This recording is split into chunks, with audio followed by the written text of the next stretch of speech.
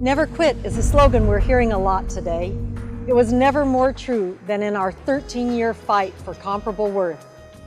Our out-of-court settlement brought pay equity adjustments that started 30 years ago on April 25, 1986.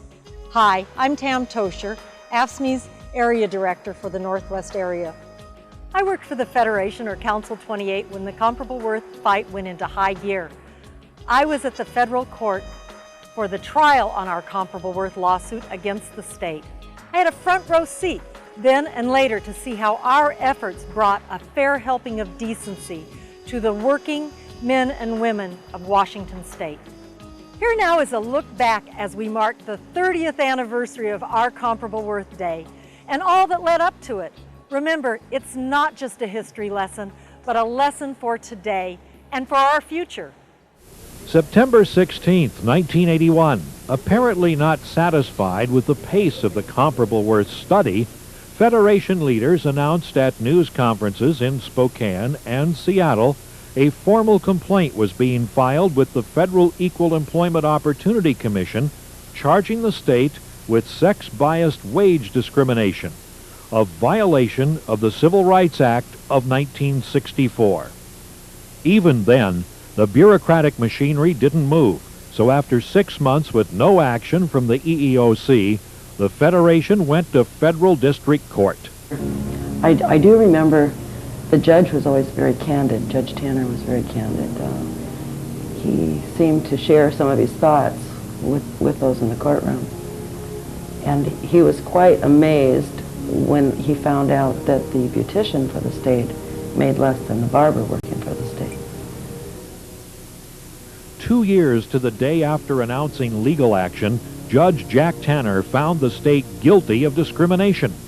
The state could no longer just study comparable worth. But these days their number is growing by leaps and bounds. And it raises the question, shouldn't a woman's work be worth as much as a man's? Shouldn't she be paid at the same level? Tonight, our chief correspondent, Richard Threlkell, continues his status reports on women in American society. Equal pay for equal work. When do we want it now? American women now have equal pay for equal work, at least on paper. It's part of the civil rights law. On paper, but not in practice. Today, full-time working women make just 62 cents for every dollar a man makes. And that's important because for the first time, more women than not, 53%, are working outside the home because they have to in most cases, and they're aware they're being shortchanged compared to men. First, they were paid more, and then their annual raises were larger than ours, and that hurt. Helen Castrilli and Louise Peterson work at the Tacoma, Washington State Hospital. Like most women, they have so-called women's jobs. Nurses and secretaries have always made a lot less than mechanics or carpenters who do so-called men's work. Penny Comstock Rowland, a supervisor at the state unemployment office, discovered that when she started out as a stenographer. People in clerical classifications were not treated accordingly to their worth. And I guess that's where comparable worth came from. So along with Castrilli and Peterson and some others, she filed a class action suit based on a state study that showed Washington State was paying its women employees 20% less than the men. Comparable worth became big news. It's more than just equal pay for equal work. You have to pay women as much as men for doing the same job. That's the law. But what if the jobs are different, but the woman's work is just as valuable as the man's, requires the same skill and responsibility and effort? The principle of comparable worth is that the secretary to the president of a widget company ought to make just as much money as the truck driver who delivers the widgets. The Washington study found these jobs comparable in everything but money. Norma Jean Holmes gets $1,171 a month working in the laundry. Dan Henry gets $1,574 a month for driving the laundry truck. Lisa Montgomery counsels retarded children and makes $1,035. Kirk Hansen, maintenance man, gets $1,650. Federal Judge Jack Tanner thought that evidence enough to find Washington State guilty of, quote, institutionalized discrimination and ordered the state to make up the difference.